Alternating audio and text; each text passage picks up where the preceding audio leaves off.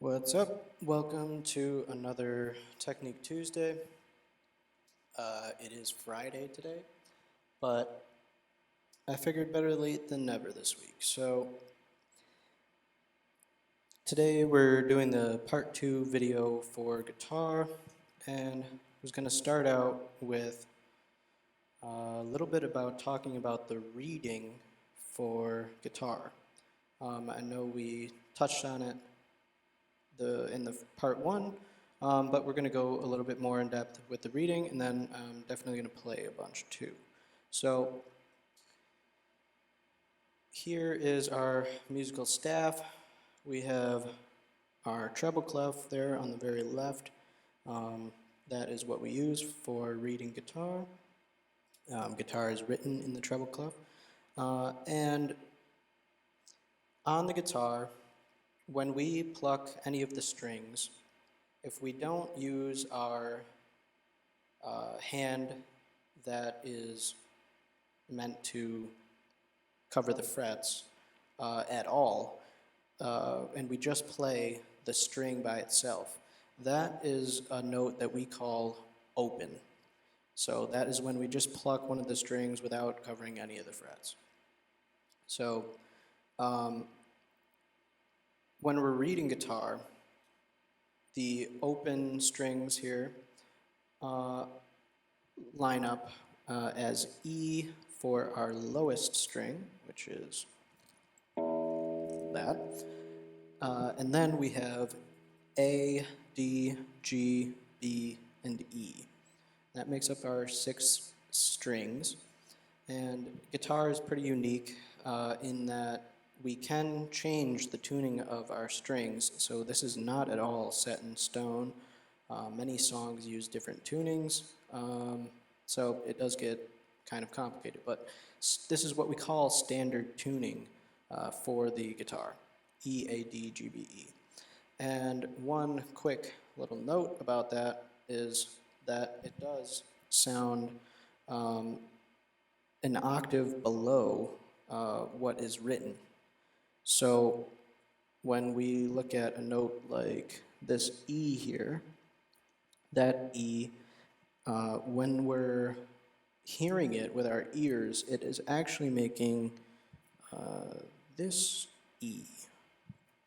Truly, what is that, E4? Yeah, so this is E5 up here. E4 down here is what we're actually hearing when we play the guitar. But we write guitar an octave above so that we don't end up with a massive amount of ledger lines like this. So when we say the first string of the guitar, we are talking about the thinnest string, the highest pitch string, and that is our high E string. Whoops. Right there. All right, so open first string is the note E. Right over here, I included our circle of fifths, so it has all of the notes, but I don't think we're going to have to use that too much today. So the first string, we have E for our open note.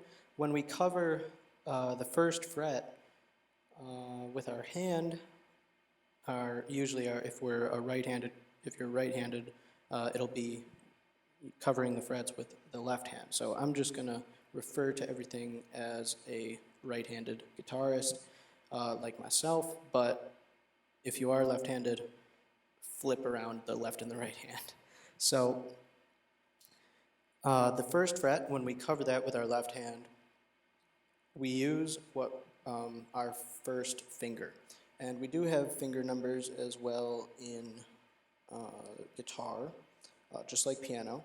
So our index finger is finger number 1, middle is number 2, ring is number 3, and pinky is number 4. And our thumb we don't count because the thumb typically sits behind the neck of the guitar. So unless you play guitar like Jimi Hendrix, who was famous for curling his thumb around the lower pitched strings of the guitar, like the sixth and the fifth string, we typically only use 4 fingers on the guitar, neck and the frets. So when we see a note that, like F there, is at the first fret, we try to match our finger numbers along with the frets. So the position that we're talking about on the guitar today is what we call open position. This is when our first finger lines up with the first fret of the guitar, second finger, second fret, third finger, fourth fret, fourth finger. So when we play this F with the first fret being covered on the top string, we typically use our index finger. Then on the third fret, we have the note G, and that we typically use our ring finger for. So that covers the first string. Then we go over to the second string. So the second string is starting with the open string of the note B. Okay, right there. And when we cover the first fret on that string, we get the note C. Usually we cover that with our left index finger. And then the third fret is the note D, and we would cover that with our ring finger. On the third string, in open position, there really are only 2 notes that we worry about at the beginning with the third string, which is G for our open note. And then we have A, which is our second fret. So the first couple strings go open, first fret, third fret, open, first fret, third fret, and then the third string we have open and second fret. Then we go over to the fourth string, and the open note for the fourth string is D. And this string we use the second fret and the third fret. The second fret is the note E, third fret is the note F. And just jumping back really quick to the third string, why we don't have a third note is because the next note above A would be the note B. And the note B is already our open second string. So we can play a B, the same note, with the fourth fret of the third string. But we don't have to repeat notes if we don't need to. So that's why we only have 2 there. But okay, so fourth string, we have D, E, and F. Fifth string, we have A, B, and C, A being our open note, right there. And with this one, we also use the second fret and the third fret, or second finger and third finger. This is the first string where we introduce ledger lines. So if you don't remember from last time, ledger lines are these lines that are right near those note heads that kind of look like it's extending the musical staff, and that is what it's doing. So you see the note D right there at the beginning of the fourth string, and the note C there on the third fret of the fifth string. That C there is the first note that we have in music that gets a ledger line, and that right there is also middle C. Now, do remember that the guitar sounds an octave below, so it's not truly middle C, it's C3 when we play it on guitar, but nonetheless, that is, for all intents and purposes, our middle C, I guess you could say. How we play middle C. Okay, so that's third fret, fifth string. Then last string is actually this exact same notes and frets as the first string, because it is also an E for its open note. So we have E and then F on the first fret, G being the third fret, and that covers all the strings. One of the first things I like to teach my students is a few of the simplified open chords. So these are a couple of chord shapes that are fairly easy because they only use the top 4 strings, meaning the D string, G string, B string, and E string. So I'm going to get rid of this stuff and we're going to play. 1 minute. So this guitar is pretty funny. This is a pretty new guitar that I got just very recently, and I just wandered into Guitar Center and just checked out their used shelf, and this was an $80 guitar. It's 24 frets, and it's a mini guitar. So it's got a very short scale length. It's got 2 humbuckers for the pickups. You can't see. Got 2 humbuckers for the pickups. And it's just got a volume, tone knob, and a 3-way switch. This is a very common setup for an electric guitar. And this 3-way switch controls which pickups are receiving the sound when we play. And we consider the pickup that is closer to the frets the neck pickup, because this is our guitar neck. So we call that the neck pickup, and then this is called a bridge pickup because it's very close to the bridge.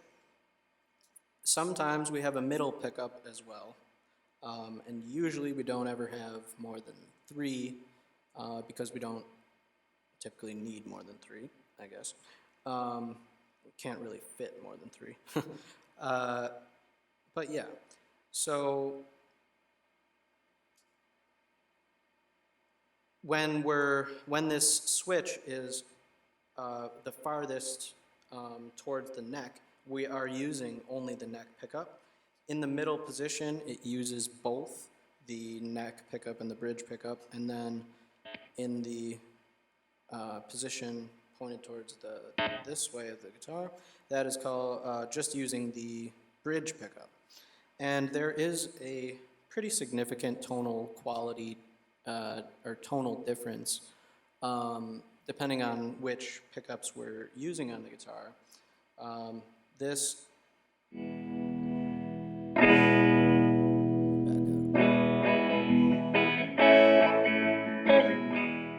that is the neck pickup only. This is the middle pickup.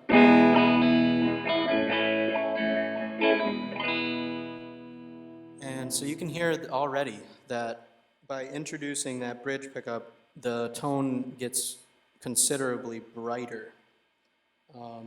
Right now, the reason why I brought up this guitar was because, and why it was $80, is because this input jack is pretty terrible. So I got to get that replaced. But other than that, this is a awesome little shredder guitar. So going to take care of that. But right now, it's definitely giving me grief. But yeah, so in the middle position, we're using both pickups. And when we switch to only the bridge pickup, this is typically what we use for like a solo tone. That is not totally the only pickup that you would use when you're doing a guitar solo, but it's common for guitarists to switch to a brighter pickup configuration when doing a guitar solo, because the brighter the sound, the more it's going to cut through a mix or cut out or stand out from the rest of the instruments in the band. So this is, that is the bridge pickup.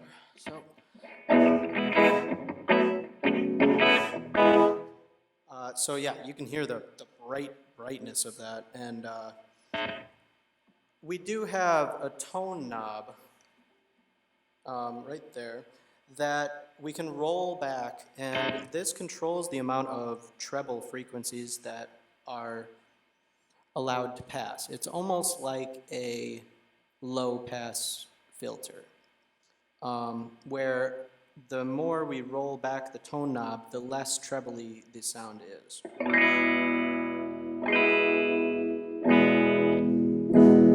To the point where I'm on the bridge pickup right now, and this sounds like all the treble is gone. So, yeah, that's when the tone knob is completely down, and that's when it's completely up. So, there is plenty of tonal decisions. There are plenty of tonal decisions to be made as we play a given song in a certain style, and it depends on what guitar part we might be playing, because the two most common types of guitar playing are either lead guitar, which usually handles a lot of the riffs, the melody, usually more individual notes or maybe 2 or 3 notes at a time, whereas the other type of guitar playing that we call rhythm guitar usually has more, well, it's usually lower in pitch than the lead guitar in general, so that it covers more of the lower notes, whereas the lead guitarist might be playing a riff all the way up at the higher frets. The rhythm guitarist might be a little bit lower. That's typically how that's arranged.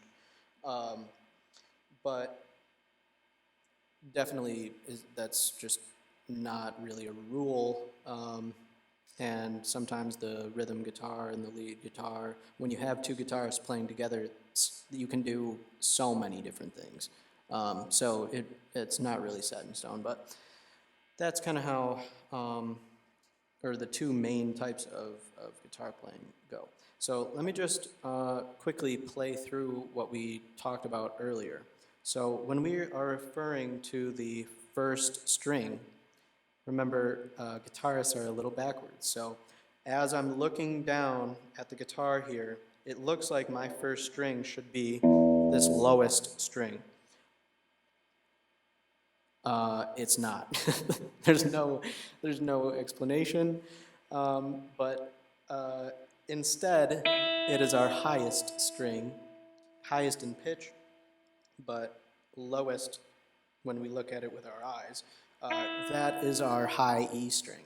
And remember, when we don't use our left hand to cover any of the frets, that is considered an open note. And so that first string, open, is E. We use our first finger for F on the first fret, and our ring finger or third finger for the third fret on that string. The second string, same thing. Open, first finger, third finger. Then we have open and second fret, that's G and A. And then we have open, second fret and third fret, D, E, F. And then on the fifth string, we have open A and then B and C, A, B, C. And that was the open, second fret, third fret, if I didn't say that, I don't remember. And then our bottom string, you'll remember, has the same pitches as the first string, but it's 2 octaves below. So open E, F, and G. So usually I teach my guitar students with a mixture of my material, the Hal Leonard guitar books. I use books 1, 2, and 3. That is what I first learned on, and I think it was really effective. So I teach with it also. I've played every single thing in that series probably multiple times. So I know it really well, and I think it works really well. One of the first, or well, probably the first half of the first book just has exercises teaching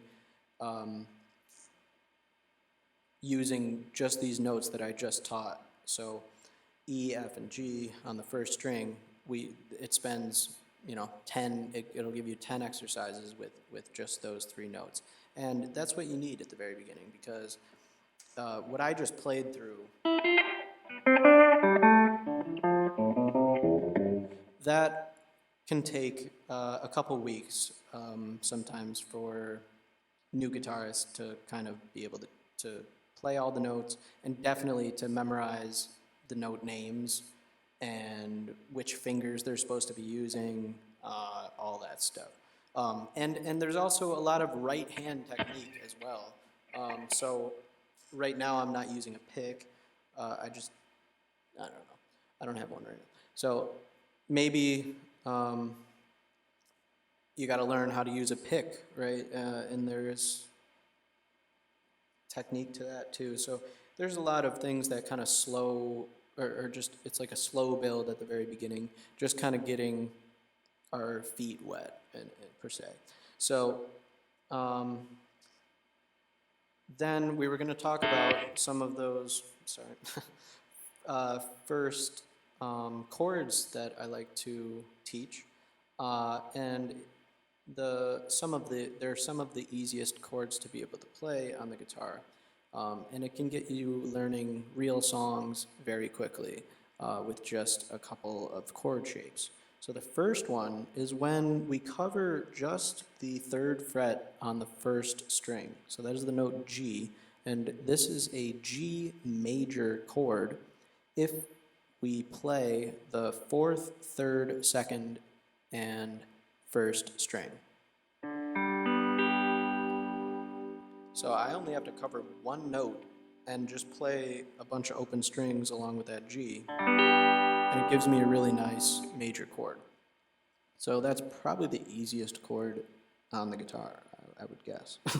And then this next one, the major chord C major, this we use the top 3 strings for. So our G string, B string, and E string. And we use open G. Our first finger goes on the 1st fret of the 2nd string. And then we use the open 1st string as well. So only 3 strings here, but we go G, C, and E. And if we were to alternate between the G chord and the C chord, we can start to hear like, oh, that's kind of like a song. So then we have D, which is definitely a little bit harder of a shape because we have to use 3 fingers. So our first finger, index finger, goes on the 3rd string, 2nd fret. Our ring finger goes on the 2nd string on the 3rd fret, and our second finger goes on the 1st string, 2nd fret. So hopefully you got all that. But it makes a little bit of a triangle shape with our fingers. And this chord we also play with 4 strings. So the D, G, B, and E string.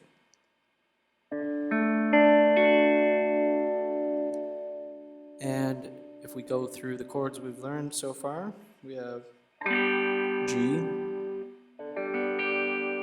C, D, and if we resolve back to G, we have ourselves a little song. This would be a song that is in the key of G, and I'll try not to get too complicated, but this is a very common chord progression that we hear all the time in all different kinds of music. It has classical roots, and it is called the 1-4-5.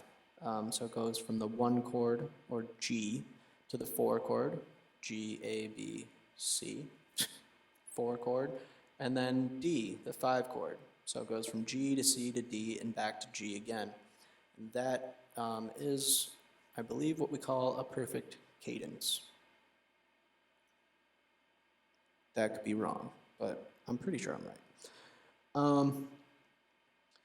Then the last chord to learn that's quite simple is E minor. And this is our sixth chord in the key of G. So now we have 1, 4, 5, and 6. And for this one, we use our second finger on the second fret of the fourth string and just play the fourth, third, second, and first strings, and the third, second, and first string are all open notes. So this is another shape where we just cover one note with our left hand, and it gives us a minor chord.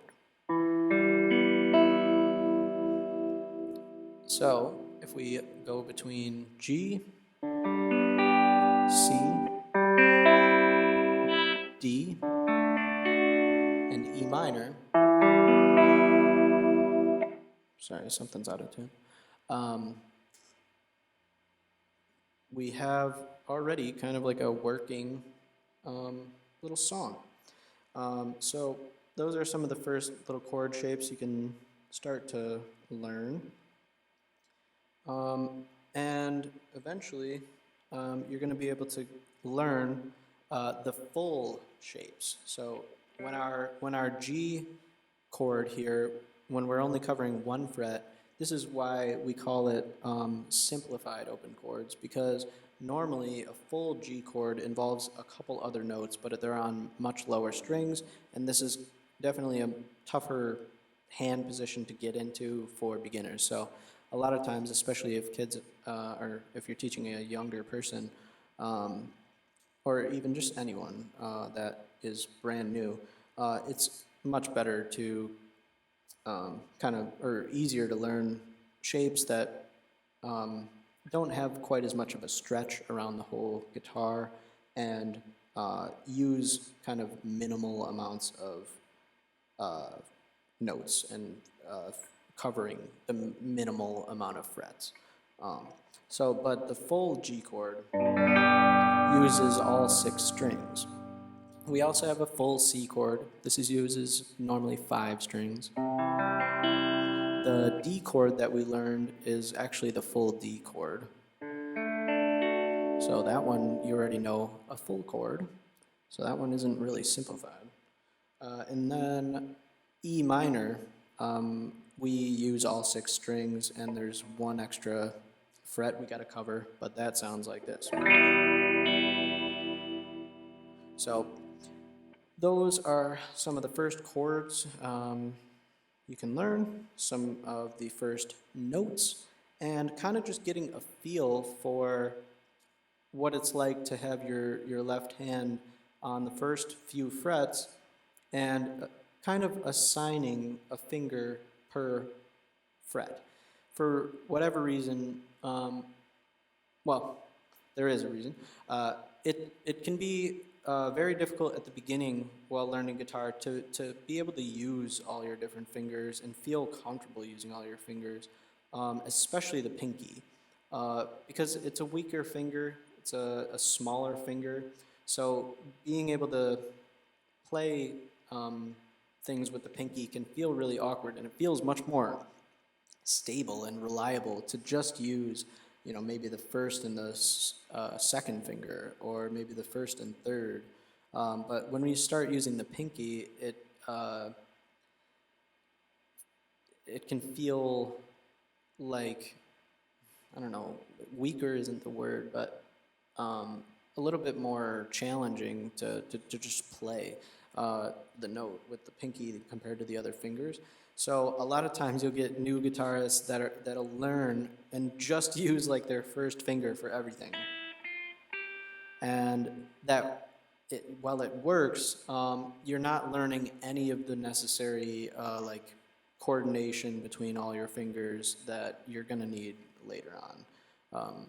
So I definitely recommend kind of trying to stick to, when you have a note on the first fret, you play it with the first finger. Second fret, second finger. Third fret, third finger.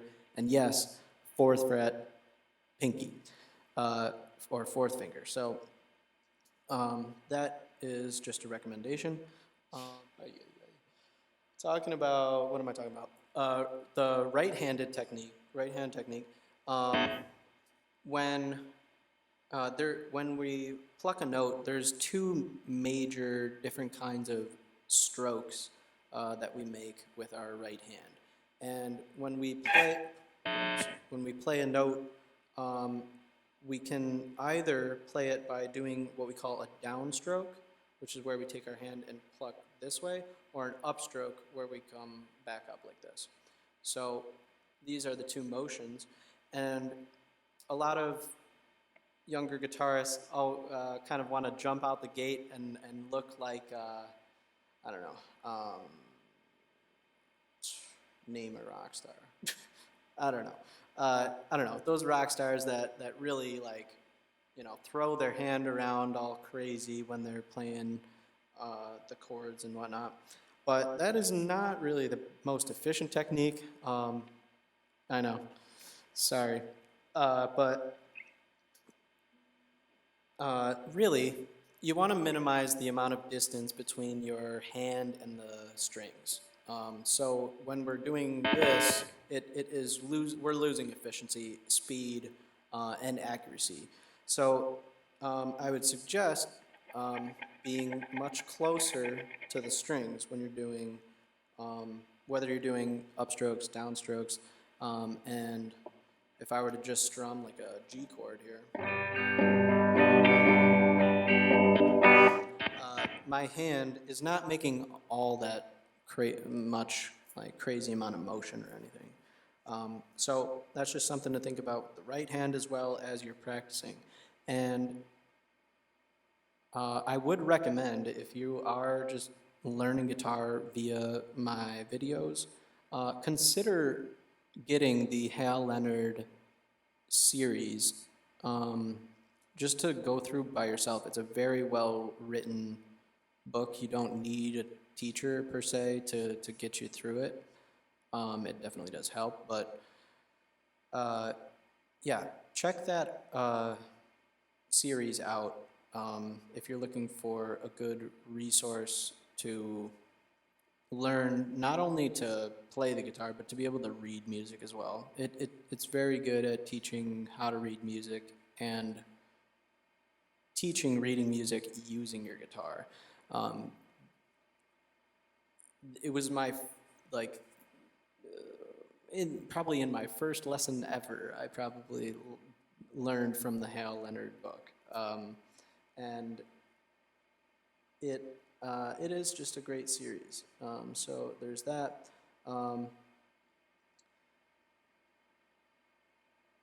Let's see.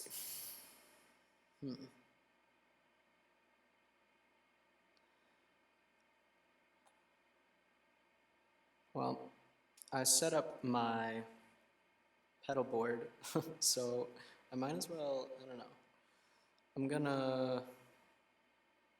Let's make a little chord progression. I'm gonna make a loop, and I'm gonna solo with my bridge pickup. So I'm gonna make a rhythm guitar part with my, what do you call this, neck pickup. And then we'll do a solo with the bridge pickup. And you'll kind of be able to hear both at the same time. So let me just make the loop real quick.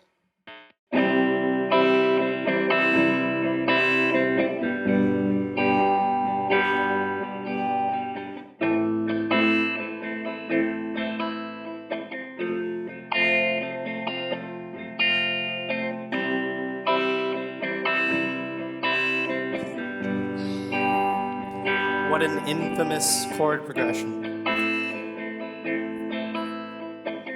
So this is the 1 chord to the 5 to the 6 and then to the 4. And you already learned this in the key of G. This right here, I made it in the key of C. So this is a little different, but you can basically make this progression already with the chords that you learned from this video. So I'm going to switch to the bridge pickup and play a little bit, and I'm only going to use the notes that I taught today. So just the first 3 or so frets.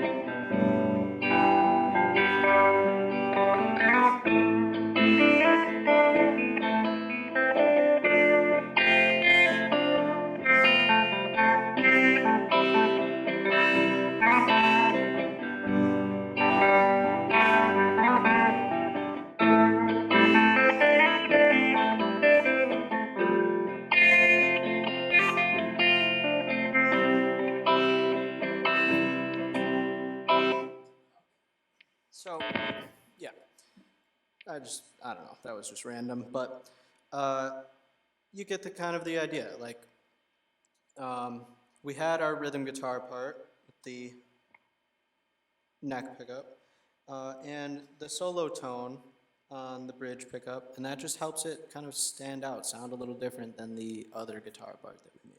So that's going to be it for part 2 here. Part 3, gosh, what are we going to do?